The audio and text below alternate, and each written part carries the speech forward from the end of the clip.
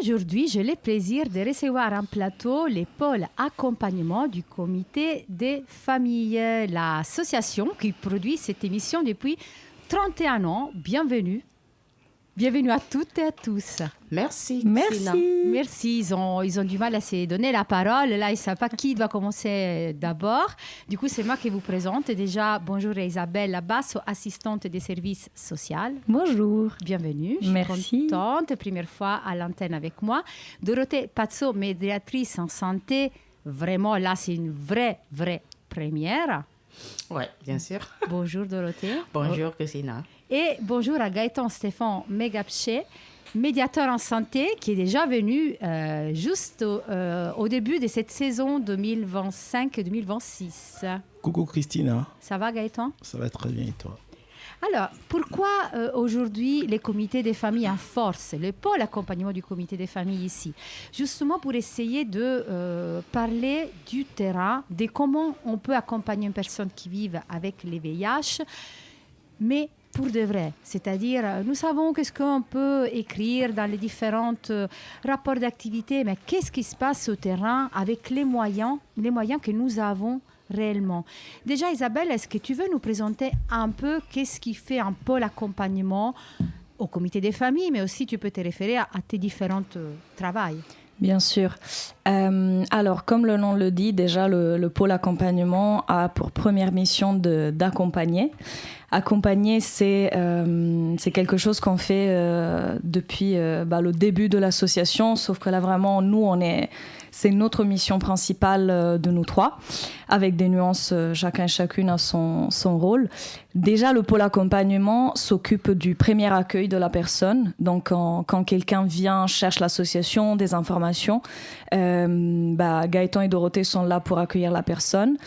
Et ensuite, la personne, si elle relève, disons, de l'accompagnement de notre association, elle sera prise en charge. Et ce qui est très important, c'est que l'accompagnement, c'est vraiment médico-social. Donc, le médical, on le dit très souvent, le côté médical et le côté social, on ne peut pas les séparer. Donc, c'est vraiment les deux piliers du pôle accompagnement au comité. Parmi vous, Dorothée, tu es la plus ancienne des... Pas à ton âge, je ne sais pas, je ne demanderai jamais quel âge tu as, mais tu es là depuis plus longtemps, tu es presque depuis autant de temps que moi. Oui, bien. Tu étais bénévole pendant combien de temps d'ailleurs? Pendant 2 ans, j'étais bénévole au comité. Et ensuite, j'ai été engagée par Eva Somerlath. J'étais bénévole. Quand j'étais bénévole, j'avais commencé avec Yann. Alors, j'allais sur le terrain avec Yann. Je faisais un tout petit peu je coanime l'accompagnement, c'est-à-dire l'accueil, tout ça là avec lui. Du coup, je connais un tout petit peu comment ça se passe. Et j'avais commencé comme ça.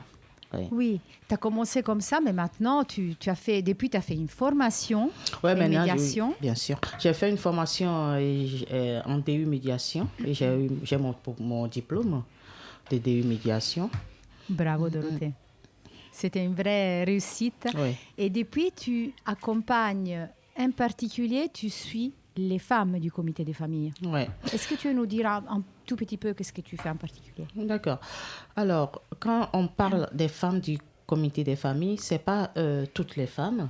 C'est les femmes qui viennent d'apprendre leur séropositivité en étant enceintes, ou soit qui ont le désir d'allaiter, le désir d'avoir des enfants. Donc, c'est particulièrement ces genres de femmes que j'accompagne. Et c'est un pôle qu'on a... c'est un projet plutôt qu'on appelle le projet Grande Sœur, Petite Sœur. Alors, Grande Sœur, ce sont les mamans qui ont déjà fait l'expérience en étant enceintes, qui ont eu des enfants, qui ont allaité. Et les Petites Sœurs, ce sont les mamans qui viennent d'apprendre leur séropositivité. Voilà. On va rentrer plus tard un peu plus dans les détails. Okay. La personne aussi qui a une ancienneté un peu plus petite, c'est Gaëtan, je pense. Gaëtan est arrivé avant Isabelle. Gaëtan, toi, tu fais quoi au comité des familles? Comme Dorothée, mais je ne m'occupe pas du projet Grande Sœur Petite Sœur.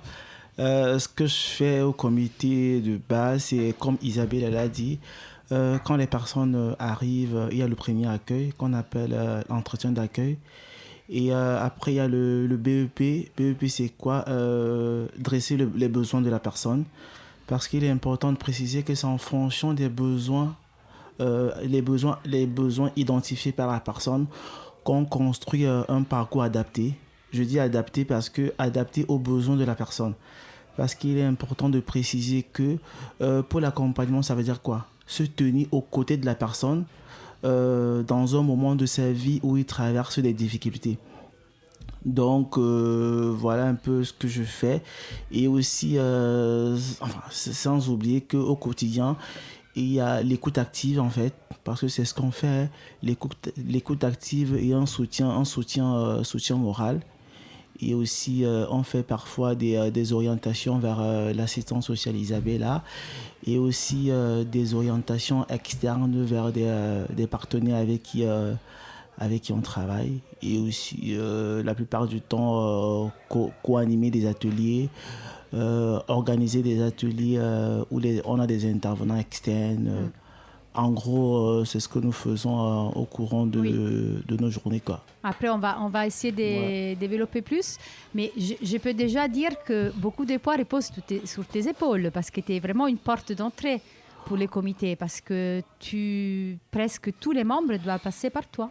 Oui, tous les membres passent par les médiateurs. Oui. Parce que la porte d'entrée avant d'arriver chez Isabella, avant de rencontrer le médecin, avant de rencontrer la psy, la porte d'entrée c'est les médiateurs. Oui. Du coup, on a poussé la porte d'entrée et enfin, on peut arriver chez Madame Isabella. Exactement. Qui fait quoi, Isabelle? Alors, comme je disais au début, c'est vrai que la porte d'entrée, c'est plutôt le côté médical. Donc, ce que disait Gaëtan, le fait de discuter, de parler, de pouvoir dialoguer avec la personne. Et c'est vrai que très souvent, les besoins médicaux vont ensemble avec des besoins sociaux. La plupart du public qu'on accueille, c'est des personnes qui sont en exil ou en tout cas qui sont venus en France et qui ont malheureusement des problèmes, ne pas seulement sociaux, mais liés à la régularisation administrative. Donc mon rôle, c'est de faire ce que moi j'appelle, disons, une deuxième évaluation, plutôt de mon point de vue social. Donc tout ce qui est la situation, disons, le parcours social de la personne depuis qu'elle est arrivée en France. Et également les besoins qu'il y a de point de vue administratif, social, ce qui peut être des ouvertures de droits, ce qui peut être des demandes d'asile, des titres de séjour autres que ce qu'on peut obtenir quand on fait une demande d'asile. Et en général, le soutien et le lien aussi, parce que c'est vrai que l'accompagnement social, il y en a qui est généralisé, mais quand une personne est séropositive, ce n'est pas évident de se livrer, de s'ouvrir à des personnes qui peut-être s'occupent de l'accompagnement social de la personne. Donc souvent, il y a aussi une médiation avec d'autres professionnels qui peut-être accompagnent déjà la personne et de discuter un peu des spécificités de la situation. Donc c'est beaucoup de dialogue avec les membres ou les personnes qui vont devenir membres et également avec d'autres professionnels du même secteur. On dit souvent que c'est difficile de s'occuper de sa santé, de se prendre en charge quand on a d'autres poids sur soi, la maison, les papiers. C'est quoi votre ressenti par rapport à ça? Est-ce que vraiment vous avez plus l'impression de recevoir des personnes qui viennent avec une charge qui est très forte au-delà du VIH ou vraiment le VIH, c'est la chose qui les amène chez vous? Chacun peut me répondre selon son expérience, en fait. Pour moi, c'est des choses qui ne peuvent pas se séparer. Et c'est très souvent difficile de comprendre qu'est-ce qui a commencé, où les difficultés commencent, parce que tout est très entrelacé. C'est sûr que les difficultés sociales, ça veut dire la précarité, qu'elle soit sociale ou qu'elle soit administrative, elle alimente énormément l'anxiété, donc l'état psychologique, qui après a aussi un gros impact sur la santé, et ce qui par exemple peut amener à des cas d'inobservance dans la prise des médicaments. Ça nous arrive très souvent, et c'est pour ça qu'il est fondamental qu'on puisse travailler ensemble, parce que comme moi je travaille sur le côté social, Gaëtan et Dorothée vont plutôt s'assurer que la personne elle soit à point avec la prise des médicaments, avec ses rendez-vous et avec tout ce qui est santé. Donc pour moi c'est compliqué de savoir ce qui vient avant.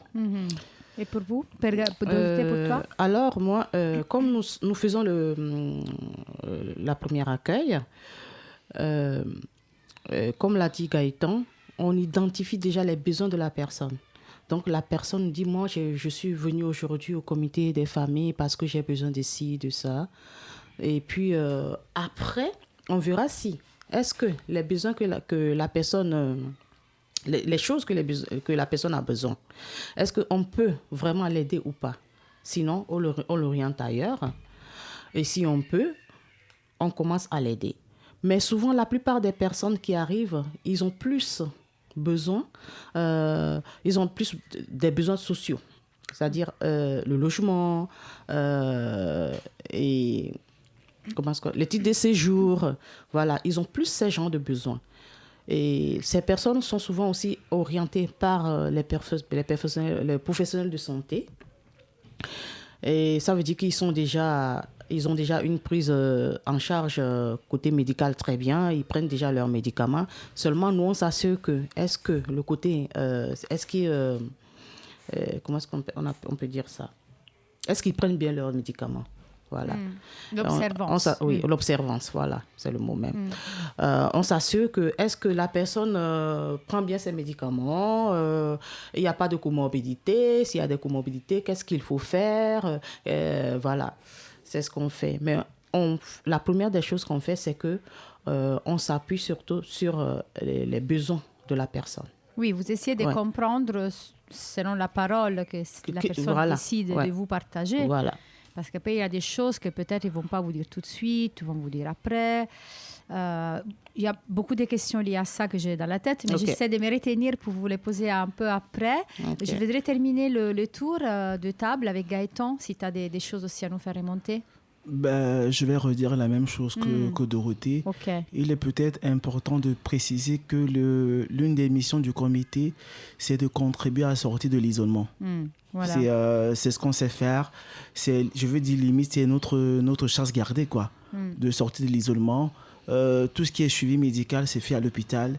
C'est fait à l'hôpital, quoi. Donc, quand la personne est orientée au comité, c'est peut-être pour un suivi social, un suivi psychologique, un suivi moral. C'est le suivi médical, oui, juste c'est peut-être sur des questions liées à peut-être la comorbidité, la littératie en santé, pour ces questions. Mais de base, quand la personne est orientée, c'est pour bénéficier de nos activités, l'écoute, soutien moral, parce qu'il est important de dire que juste le fait d'écouter quelqu'un, c'est déjà en soi un médicament, on va dire ça. Ouais.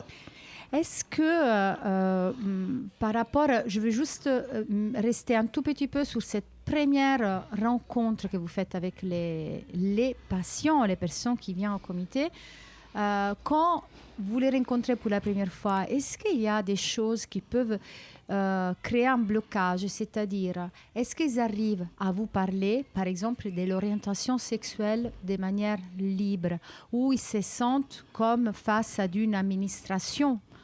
Est-ce qu'il y a comment ils vous voient, les personnes qui viennent au comité, comme des potentiels alliés, ou il faut d'abord travailler avant que la parole se libère? Je pense que ça dépend de... Moi, ce que j'aime penser, c'est que la façon dont la personne, elle va se livrer ou pas, évidemment, ça dépend d'elle, mais ça dépend aussi beaucoup de comment l'entretien est mené.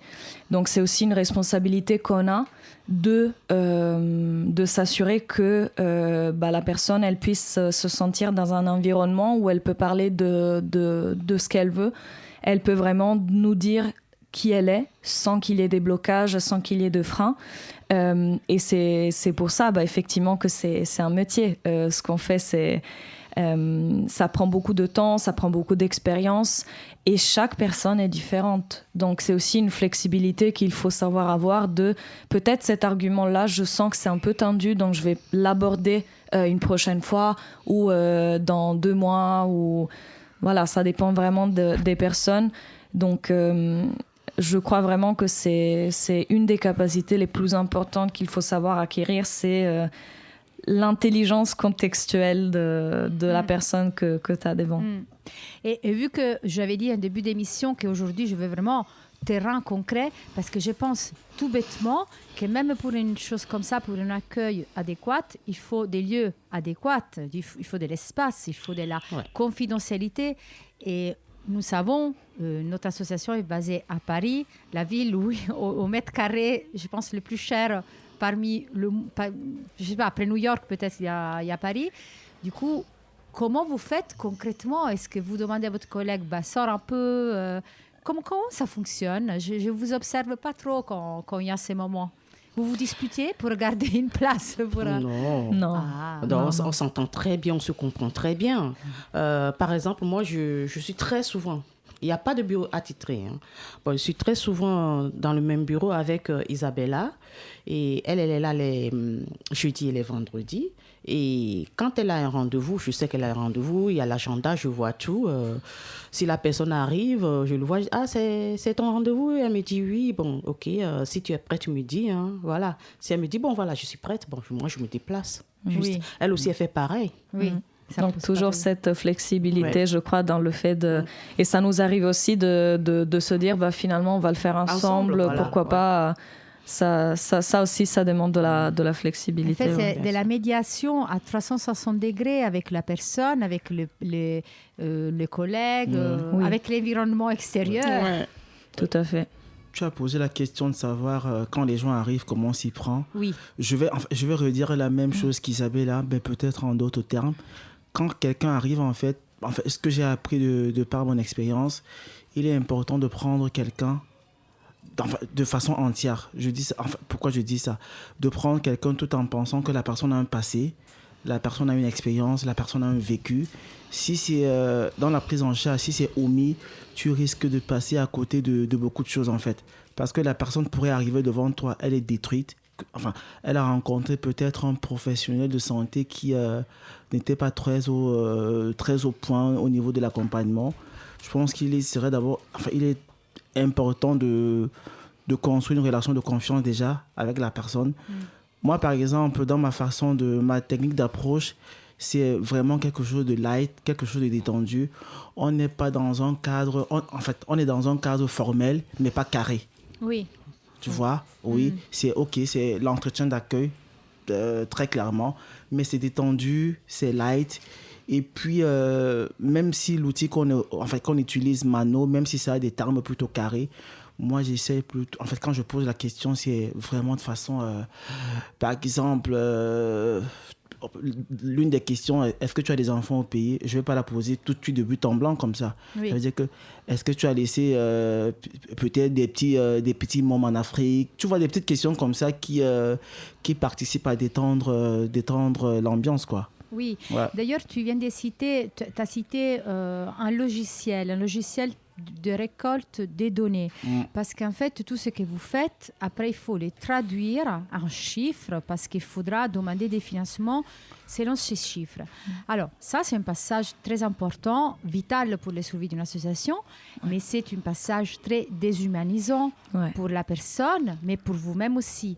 Comment vous vous prenez? Gaëtan vient de le dire, il dit, moi, je ne pose pas vraiment la question exactement de Mano. Mano, c'est ce logiciel, mais ça peut être n'importe lequel. Comment vous vous adaptez? Comment vous faites? Mais je parle vraiment de vous-même. Comment vous vous sentez face au fait que vous avez des chiffres, mais vous avez de l'humain devant? les chiffres, c'est pas... Bon, Mano, c'est pas les chiffres tout de suite. On récolte juste les informations. Donc, si la personne, une première accueil d'une personne, bon, on lui explique un tout petit peu les choses.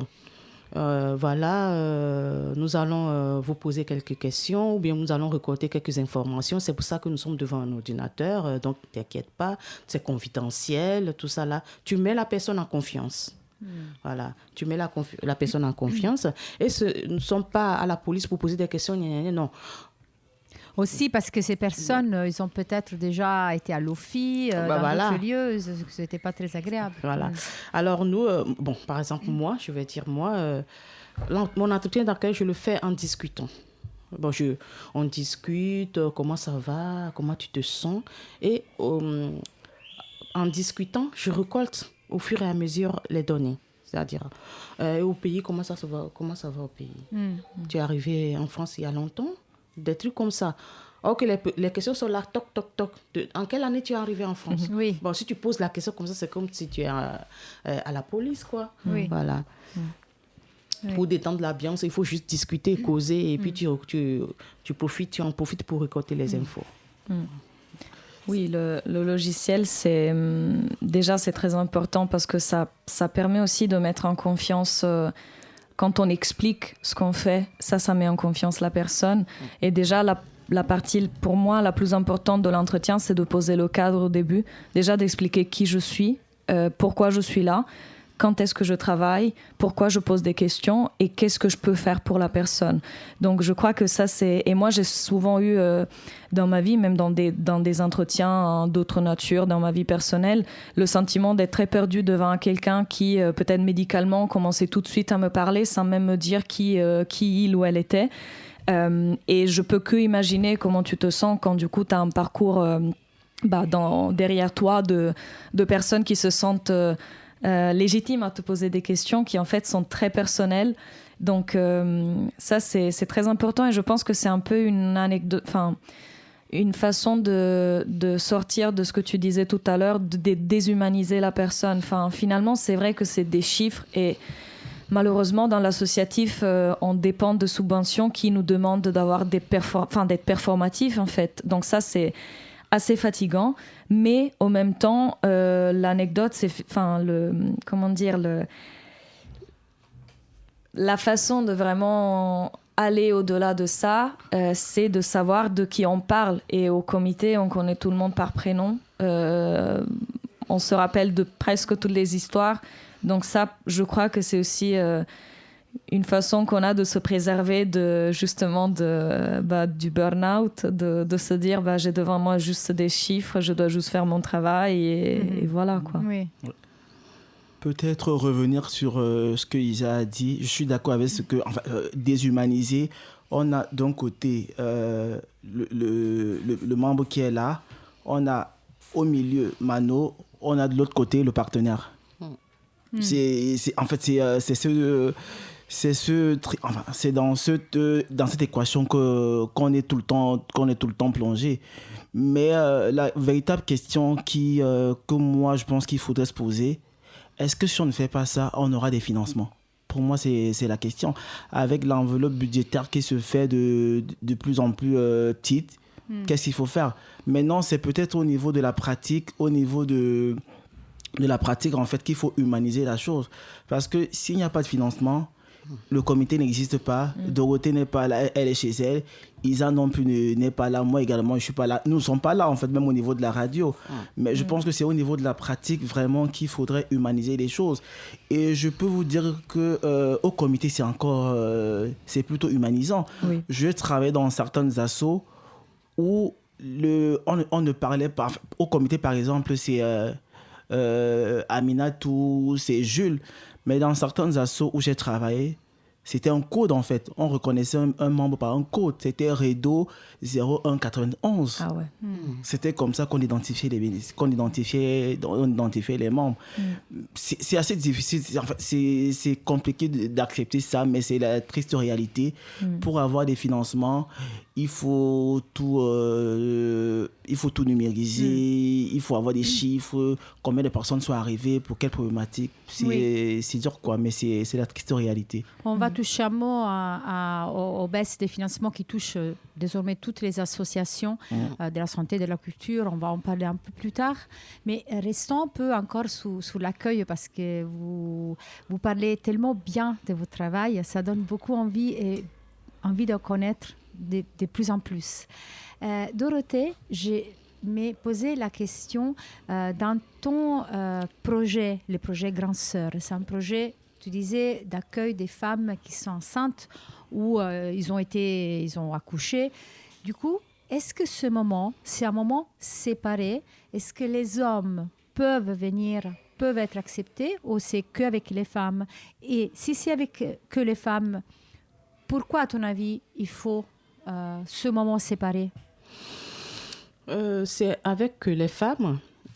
Pour l'instant, j'ai jamais reçu une femme avec son conjoint. Et moi, je pense que c'est si je fais l'entretien avec les femmes, c'est mieux, parce que elles seront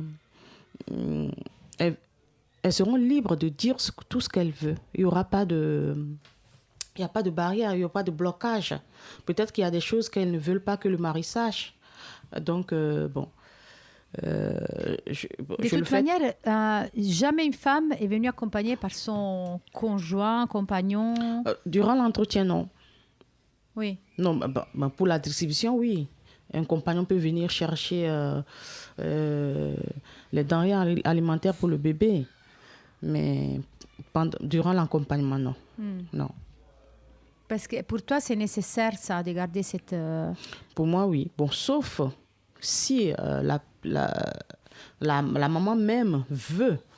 Si elle veut, elle sent que, avec mon mari, il n'y a rien de caché, je n'ai rien à lui cacher. Si elle le propose, on peut le faire. Est-ce que ça t'arrive de rencontrer beaucoup de femmes qui n'ont pas dévoilé leur statut sérologique à son conjoint? Oui. J'ai rencontré beaucoup. C'est un peu plutôt ça, c'est plutôt la réalité. Ouais, c'est plutôt ça. Surtout que ces femmes-là savent que I égale à I, indétectable égale intransmissible. Elles sont au courant de cette information scientifique. Et elles savent que non, elles ne vont pas contaminer leur mari. Et surtout savent que leur bébé aussi est en bonne santé. Il faut bien le dire aussi pour nos auditeurs. Et puis, c'est pas que ça, parce qu'il y en a d'autres, durant les ateliers qu'on fait avec les femmes, il y en a des femmes, c'est-à-dire elles discutent entre elles. Et il y a des témoignages. Il y en a d'autres qui disent, moi, je l'ai dit à mon mari, ça s'est passé comme ceci. À la longue, ça s'est pas bien passé du tout. Après, on s'est séparés. Voilà, je suis seule avec mon enfant. Voilà, donc ça ne les incite du tout pas à dire ça à leur mari. Est-ce que vous pouvez, mais très brièvement, nous parler chacun d'un peu sa journée typique? Qu'est-ce qui se passe vraiment du terrain quand vous arrivez? En retard, en avance. Moi, je connais très bien qui est bien à l'heure, qui est souvent en retard. Mais vous êtes, on peut dire, tout le temps tous à l'heure. Bon, ça, c'est notre cuisine interne. Pas important pour nos auditeurs. Mais alors, vous-même, un peu en quelques phrases, votre journée typique. Moi, je suis là à la fin de la semaine, donc j'arrive toujours les jeudis où il y a un moment de réunion, ce qui est très important et pratique pour moi parce que ça me permet d'être à jour avec ce qui s'est passé pendant la semaine. Et après, j'aime toujours dire qu'au comité, on ne sait jamais comment notre journée va être. Déjà parce qu'on est très sollicité par téléphone, par email. On est une petite équipe sur place. Souvent, on n'est que nous trois. Et moi, qu'en fin de semaine. Donc, il y a tellement de choses à faire. Peut-être qu'il y a des petits soucis au local. Du coup, il faut qu'on gère. Il y a des personnes qui se présentent sans rendez-vous. Donc je reviens à la flexibilité dont je parlais du début, ce qui est vraiment nécessaire pour travailler dans ce milieu. Et après, ma journée, ça va être des entretiens sociaux. Donc, je vais rencontrer de 2 à 3 personnes par jour, le jeudi et le vendredi, et faire ce qu'il y a besoin de faire. Ça te suffit le temps que tu as? Non, Ouais. absolument Désolée, pas. je posais la question bête avec la réponse déjà. Non. Bah, je pense que là, du coup, il faut avoir c'est un travail que je suis encore en train de faire, d'être réaliste par rapport à ce que je peux vraiment faire avec le temps que j'ai. Est-ce que ça me suffit par rapport à ce que je voudrais faire? Non. Ça me suffit par rapport à ce que je décide que je suis en capacité de faire. Exactement. Et pour les autres, à part le début, l'incognito, quand on arrive au comité, déjà, il y a des éventuelles choses on découvre sur le terrain. Et après, qu'est-ce qui se passe? Après qu'on a géré les choses imprévues. Pour toi, Dorothée, et pour toi, Gaëtan. Alors, quand on arrive, quand j'arrive le matin au comité, la première des choses que moi je fais, c'est que je fais mon café. Ça, c'est bien. Oui, ça, tout le monde le sait. Je fais mon café, je prends mon café. S'il y a des rendez-vous, tout de suite, tu regardes si ton rendez-vous, il reste 5 minutes, la personne n'arrive pas, peut-être... 5 minutes, il dépasse 5 minutes, la personne n'arrive pas, tu es obligé d'appeler la personne. Tu l'appelles pour savoir s'il est en route ou pas, ou s'il ne va pas venir. Voilà. Parce qu'il y a des fois des oublis des personnes, des rendez-vous prises. Oui, Beaucoup. Très, très souvent. Oui. Qu'ils oublient. Pourquoi, à votre avis, il y a tous ces oublis? C'est une grosse question. Ouais, on ne peut pas savoir ça. Après, je pense que c'est aussi... c'est les vies, peut-être. Ça de ces dépend. personnes. Oui, ouais, il y a aussi, ça. Ouais. Et il y a aussi le fait que, justement, en étant qu'on est très... on a cette familiarité aussi avec les personnes. Parfois, elles peuvent se permettre d'être un Vous peu laissez faire, négligeables. Non, on ne se laisse pas trop faire, je pense, nous trois. Mais bon, parfois aussi, c'est nécessaire de s'adapter. Et ensuite, Dorothée? Et ensuite, on fait notre entretien tranquille. Des fois, cela dépend des entretiens aussi. Des fois, il y a des entretiens qui durent plus d'1 heure. Et tu es obligé au lieu de faire l'entretien une seule fois, tu le fais en 2 temps. Parce que cela dure très longtemps. Surtout pour ceux qui viennent apprendre récemment leur séropositivité. Voilà. Il faut être à l'écoute, il faut vraiment consoler la personne si la personne se met à pleurer par exemple, et ça prend du temps. Des fois pour libérer la parole aussi, ça prend du temps. Voilà. Et ensuite, notre pause, on le prend toujours ensemble. Ça, j'aime bien ça parce que y a personne qui prend sa pause dans son coin, dans son bureau là-bas, non. On se concerte. Tu as fini, toi? Je vais prendre ma pause. Ah oui, j'arrive tout de suite. Voilà. Et on prend toujours la pause ensemble. Et tranquille, on se repose et après, on reprend. Voilà. Comme ça jusqu'au soir. Jusqu'au soir. Et le soir, souvent aussi, on fait la route ensemble. On s'attend, tu as fini? Bon, je t'attends pour fermer. Et puis on sort ensemble. Quoi. On se soutient. Ouais. Et Gaëtan, est-ce que tu peux rajouter des choses à ce qui a été dit? Ouais. Le matin, dès qu'on arrive, c'est envoyer des messages. Parce qu'il est important de préciser que tous nos membres, en fait, sont dans des forums qu'on a créés. Et dans ces forums, tu ne peux que recevoir le message du comité, tu ne peux pas voir les autres membres du groupe, en fait. C'est un groupe qui a été créé par le pôle communication. Donc, le matin, dès qu'on arrive, c'est envoyer des messages. Le podcast, c'est le vendredi, à partir de 10h. Voilà le thème qui sera abordé. Pensez à vous connecter. Donc, le matin, on commence par ça. Et puis ensuite, chacun va regarder son agenda, ce qu'il a à faire. Oui, regarder son agenda. Si il a un entretien, s'il peut appeler la personne, est-ce que tu viens toujours? Tu es en route? Ok, est-ce qu'on reporte ou on annule l'entretien? Si au cours de la journée, on a des ateliers, peut-être en fin d'après-midi, aller faire des courses. Parce que je reviens sur ce qu'Isa a dit. Isabelle, il faut être flexible. La flexibilité. Mais là, maintenant, on a la chance qu'on a des supermarchés pas très loin. Mais avant, dans l'autre local, il fallait marcher un tout petit peu. Mais là, on a des supermarchés pas très loin. Il faut faire des courses. Et les courses, c'est quoi? Les membres vont te dire que non, ne nous prends plus des chips, prends-nous des noix de cajou, prends-nous des jus pressés, ça fait 2 heures de temps. Donc, il faut penser à tout ça.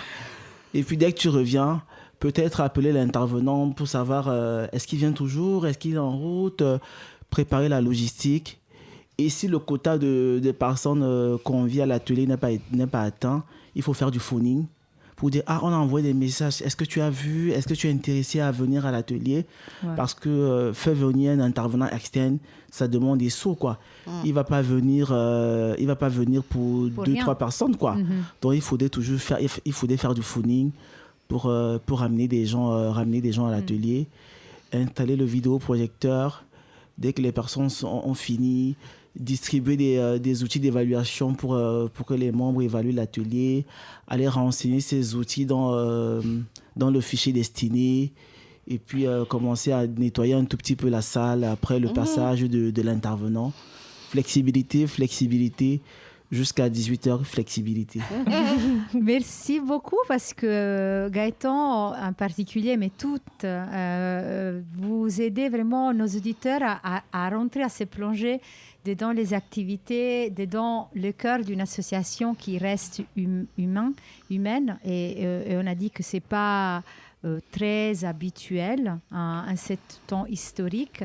Et justement, avant de passer aux choses plus positives, parce qu'on termine toujours avec du positif, bien sûr, mais je vous pousse à aller un peu plus vers le négatif. C'est-à-dire, tout à l'heure, quand vous parlez de vos missions, de ce que vous proposez, de ce que vous demandent les membres, est-ce qu'il y a des moments de frustration de votre part? C'est-à-dire, je ne suis pas capable d'aider cette personne. Ça vous arrive dans quel cas? Est-ce que vous avez des exemples que vous voulez nous citer? Vous pouvez commencer. Qui a la première idée peut prendre la parole. Moi, j'y pense souvent, évidemment, parce que je dis toujours que pour faire ce travail-là, il faut apprendre à vivre avec la frustration. Moi, pour donner des exemples concrets, les difficultés, j'aime bien les individuer de 2 points de vue. Le premier, c'est des difficultés objectives et systémiques. Ça veut dire que, par exemple, ça m'est arrivé, et pas qu'une fois évidemment, d'accompagner des personnes qui, par exemple, obtenaient un titre de séjour. La délivrance était extrêmement en retard et après, il restait que 4 mois de validité du titre de séjour. Donc, il fallait déjà imaginer de faire une autre demande, sauf que peut-être la personne elle ne remplissait plus les critères de délivrance. Donc ça, c'est ce que j'appelle des situations. Enfin, c'est vraiment des difficultés systémiques. C'est comment l'État est construit et comment on veut pas justement que les personnes elles puissent rester en France de façon régulière. Ça, c'est très difficile et je dis toujours que mon travail, c'est du bricolage. Je trouve des solutions qui n'existent pas. Quand j'ai commencé ma mission, quand j'étais plus jeune, je pensais toujours qu'il fallait que j'apprenne une façon de faire les choses et j'ai vite appris qu'il n'y a pas parfois de façon de faire les choses, il faut juste inventer. La deuxième catégorie de difficultés, c'est moi j'aimerais dire les difficultés psychologiques des personnes. Nous, on n'est pas, étant assistant social et même les médiateurs et médiatrices, on se retrouve souvent à faire les psychologues. Moi, j'ai pas de formation de psychologue. J'ai jamais, à part 2-3 jours de temps en temps, j'ai jamais eu de formation à comment est-ce que je gère quelqu'un qui a des gros traumas, qui a des grosses difficultés. Et donc, au moment où la personne, elle n'adhère pas à la façon que je propose de l'accompagner, c'est très difficile. Et justement, là, je me retrouve à batailler avec mes propres sentiments de frustration, de rage, d'énervement, de tristesse, parce qu'il y a beaucoup de ça aussi. Par exemple, j'ai accompagné une personne qui ne venait jamais au rendez-vous que je proposais et qui après se pointait dans d'autres moments me demandant de l'aide. Et j'avais très envie de lui dire que j'avais pas envie de l'aider, mais ça se voyait que c'était un cri d'aide, justement, un appel à l'aide. Donc, je dirais ces deux domaines-là. Pour vous? Alors, pour compléter ce qu'a dit Isabella, elle vient de dire tout à l'heure que si elle propose des rendez-vous à des personnes qui ne viennent pas et qui se pointent à n'importe quel moment qu'elles veulent, moi, ça m'énerve. Non, mais tout le monde le sait. Ça m'énerve parce que tu proposes un rendez-vous à une personne 1 fois, 2 fois, 3 fois. La personne ne vient pas, la personne ne prévient pas non plus. Je ne peux pas venir. Tu l'appelles, la personne ne répond pas. Tu vois? Et puis après, la personne se pointe ou bien appelle une autre fois. Voilà, je veux avoir un rendez-vous. Là, moi, je n'ai pas envie de répondre même. Je n'ai pas envie de répondre. Voilà, moi, ça m'énerve. Mais ça, justement, ça montre la grande précarité des personnes qui s'adressent au comité des familles. Oui, bien sûr.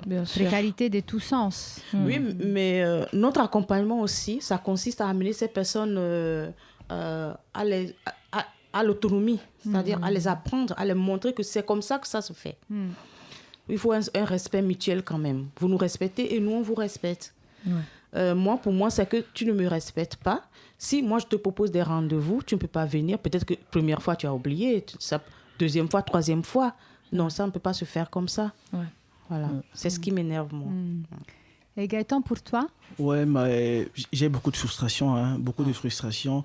Peut-être, si on va dire au niveau associatif, au niveau comité, c'est quand tu as en face de toi une personne et que tu ne peux pas apporter de l'aide, en fait. Parce qu'on va te dire, quand je vais orienter vers Isabella, elle va me dire que, OK, ce mois-ci, il a bénéficié de recharge Navigo. Le mois prochain, oui. 3 mois après, il ne peut pas. Parce que l'enveloppe budgétaire a été réduite pour X ou Y raison. Là, c'est dur, quoi, quand tu vois que la personne est vraiment, vraiment dans le besoin. Et l'autre frustration, c'est vraiment au niveau étatique, au niveau de la défaillance. Je vais toucher du doigt, prendre un cas qu'on a eu, ça fait moins de 2 semaines là, une de nos membres, en février de cette année-là, elle va récupérer son récépissé qui ne lui autorise pas à travailler. OK? Et puis, on lui envoie un message pour lui dire que, je crois, on lui envoie le message en mai de cette année, que votre titre de séjour est disponible, pensez à venir le chercher. Quand elle va récupérer son titre de séjour qui est disponible, elle se rend compte que le titre de séjour est disponible depuis décembre 2025. Pourtant, un récépissé lui a été remis en février qui ne lui autorise pas à travailler. Donc, quand elle va récupérer son titre de séjour qui est disponible depuis décembre 2025, en mai, le titre de séjour lui autorise à travailler. Donc, ce qui veut dire que de décembre en mai, elle n'a pas travaillé. Le document qu'on lui a remis ne lui permettait pas de travailler. Pourtant, le titre de séjour qui était en préfecture depuis plus de 6 mois lui autorise à travailler. Donc, ce qui fait qu'il ne lui reste plus que 6 mois pour fournir des fiches de paye et tout. Et le renouvellement se fait 3 mois avant. Donc, elle n'a plus que juin, juillet, août pour fournir des fiches de paye qui lui permettront de renouveler, qui lui permettront de faire un renouvellement à partir de septembre, octobre. À ce moment, on se pose la question, mais qu'est-ce qui se passe en fait? Oui. Qu'est-ce qui se passe? Un dysfonctionnement qui a eu un poids lourdissime sur la vie d'une personne. Exactement. Et surtout en étant que c'est nous les personnes qui sont... Enfin, nous, on porte les nouvelles. Ça veut dire que c'est pas nous qui prenons les décisions, mais c'est notre visage qui est devant la personne quand on lui dit qu'on va pas pouvoir faire le renouvellement et que ça n'a aucun sens de le faire. Et ben là, ce qui est très difficile, c'est de voir les réactions des personnes et même de recevoir la rage. Parce que je crois que vous aussi, moi, il y a eu beaucoup de moments où j'étais où je recevais en fait toute la rage, la frustration qui est légitime mais qui n'a pas été créée par nous, justement. Mais quand il n'y a pas d'interlocuteur ou d'interlocutrice, les seules personnes qui le font, donc nous, et ben là, tu dois tout prendre. Et tu dois même montrer que ça te fait de la peine, mais que justement, oui, comme disait Gaëtan, il n'y a pas de solution. On va rester brièvement dans les côtés négatifs pour laisser la place aux bonnes nouvelles. Mais juste pour conclure la boucle, Gaëtan, on en parlait déjà en début d'émission. Depuis plusieurs années, on assiste à une diminution des subventions publiques pour les associations qui travaillent dans la santé. Nous sommes très touchés par ces coupes budgétaires aussi. Sur votre travail concret, ça a un impact que vous avez vu le long des années aussi sur votre ressenti personnel, comment vous vous sentez par rapport à ça? Essayons de répondre brièvement, comme je disais, comme ça on laissera le temps plutôt pour des bonnes nouvelles. Gaëtan, est-ce que tu veux commencer? Des coupes budgétaires, comment on le ressent au niveau terrain? Comme j'ai dit, au niveau de l'octroi d'aide, en fait, au niveau de l'octroi d'aide, au niveau de quand quelqu'un vient, Isabelle va te dire que en fonction de ce qui m'a été remis, il ne peut que bénéficier la recharge Navigo pour 2 mois. Pourtant, la personne est vraiment dans le besoin. Après 2 mois, comment il va faire? Et dans d'autres assos, c'est pareil. Hein. Dans d'autres assos, c'est pareil. La personne va te dire que, OK, dans tel asso, on m'a dit, ils peuvent uniquement m'aider pour 1 mois. Comment la personne va faire par la suite? Et c'est pour ça qu'on se rend compte que tous nos membres, en fait, sont suivis par au moins 4, 5, 6 assos. Sinon, tu ne t'en sors pas. Oui, c'est pas possible d'être uniquement suivi surtout au niveau social, en fait, par une asso. Non, c'est pas possible. Parce qu'ici, par exemple, il va prendre des tickets resto. De l'autre côté, il va prendre 50 €. Dans une autre asso, il va prendre un chèque alimentaire. Dans une autre asso, il va prendre on va dire quoi? Des tickets pour sortir.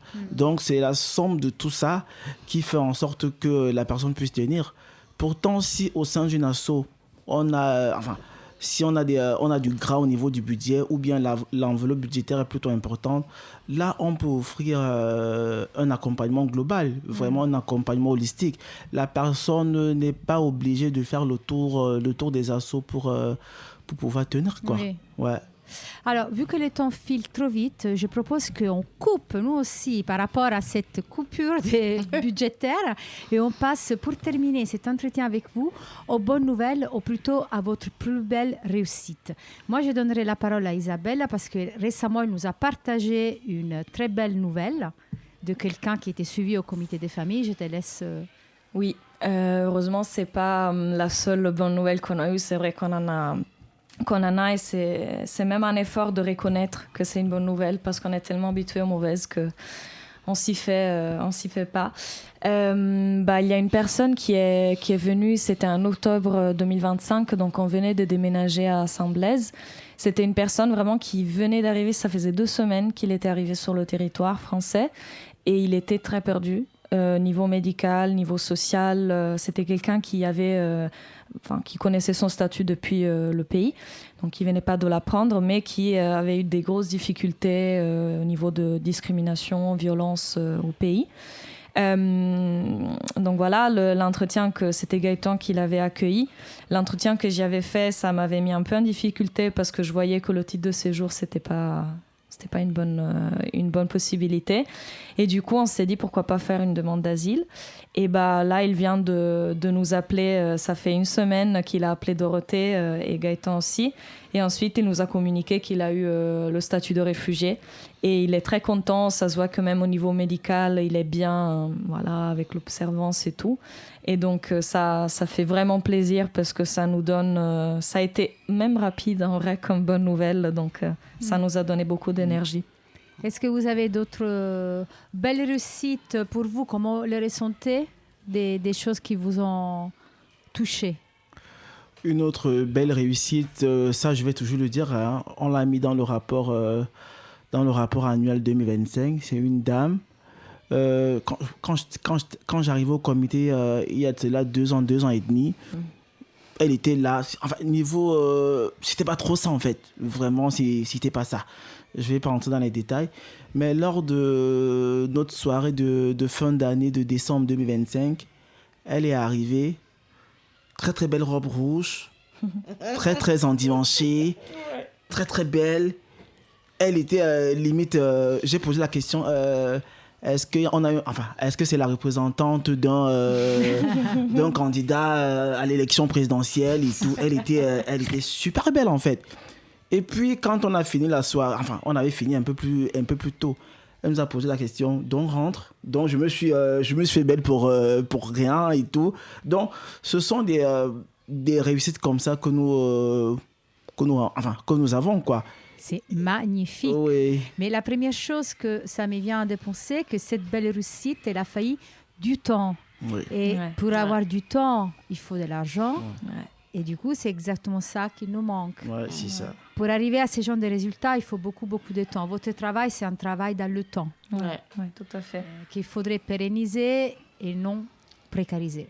Oui.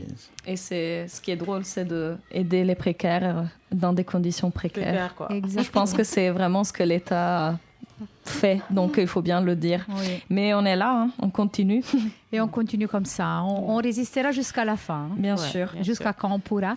Merci beaucoup à Isabelle, à Gaëtan et Dorothée, l'équipe vraiment de feu du comité des familles. Merci beaucoup. Merci à toi. Merci à toi. Et maintenant, place à une toute nouvelle rubrique d'En vivre avec le VIH. 2 fois par mois, nous retrouvons Christophe Marté, président de Vers Paris sans sida et figure incontournable de la lutte contre le VIH. Cette rubrique s'intitule Vivante, une chronique pour parler à haute voix. Et pour cette première, on fait le point sur l'Afravie.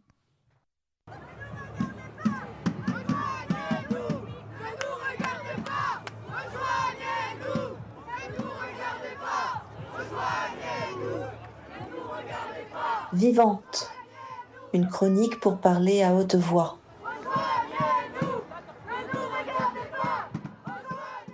Aujourd'hui, je souhaite vous parler de la conférence Afravie 2026 qui s'est tenue début mai à Lausanne, en Suisse. Et comme c'est ma première chronique dans l'émission Vivre avec le VIH, je tiens tout d'abord à remercier chaleureusement Christina et toute l'équipe du comité des familles pour me permettre de m'exprimer librement pendant ces quelques minutes. Alors, l'Afravie, c'est la conférence francophone sur le VIH.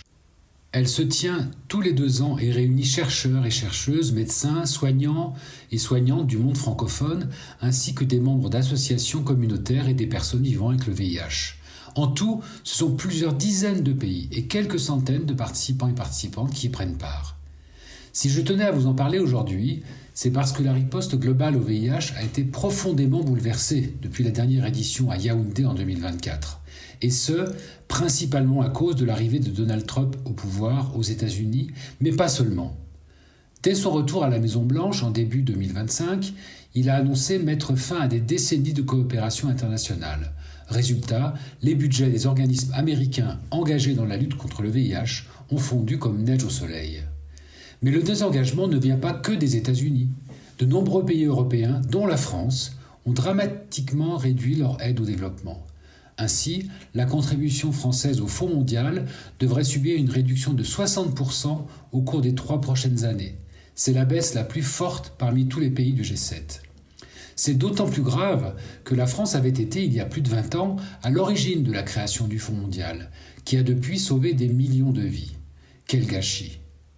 Ce désengagement des pays les plus riches a été au cœur des discussions à l'Afravie. De nombreuses présentations y ont d'ailleurs porté sur les conséquences concrètes de ces coupes budgétaires.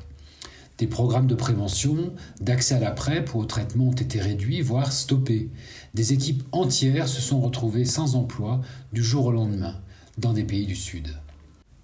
Ce manque de solidarité s'accompagne également d'une vague réactionnaire qui menace tous les programmes liés à la diversité et à l'inclusion. Dans de nombreux pays dépendants de l'aide américaine, aborder des questions de santé sexuelle, de contraception ou d'avortement devient risqué. Le retour du masculinisme freine aussi les actions en faveur de la santé des femmes. Or, dans la plupart des pays du Sud, les populations clés restent marginalisées.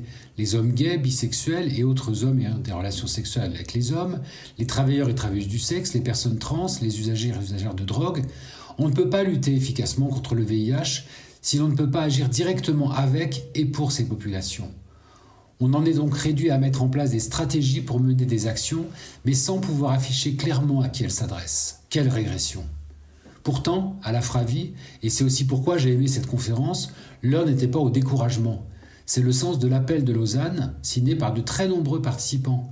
Il rappelle notamment, et je cite, « C'est dans la rencontre entre la science, la mobilisation citoyenne et la détermination politique qu'un monde où la santé ne sera plus un privilège mais un droit partagé doit émerger.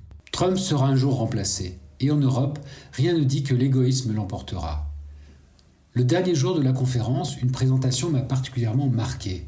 Elle s'intitulait « Vivre après l'enfermement, expérience post-carcérale des HSH au Sénégal » par le chercheur Pierre Tiouti Sarr. Elle reposait sur des témoignages d'hommes arrêtés sous prétexte d'homosexualité et placés en détention, parfois pour de très longs mois. Les récits étaient glaçants. Depuis la réalisation de cette étude, le Sénégal a encore durci la répression de l'homosexualité en votant une loi promulguée le 30 mars 2026. Cela a entraîné de nouvelles vagues d'arrestations. Cette loi cible aussi les HSH vivant avec le VIH, les accusant, je cite, de transmission volontaire du VIH. Cette présentation nous rappelait que la lutte pour les droits humains est indissociable de l'accès à la santé pour toutes et tous. En tant qu'homme gay depuis toujours, et en tant que personne vivant avec le VIH depuis 1984, la situation tragique de mes frères sénégalais ne fait que renforcer ma détermination à témoigner et à agir.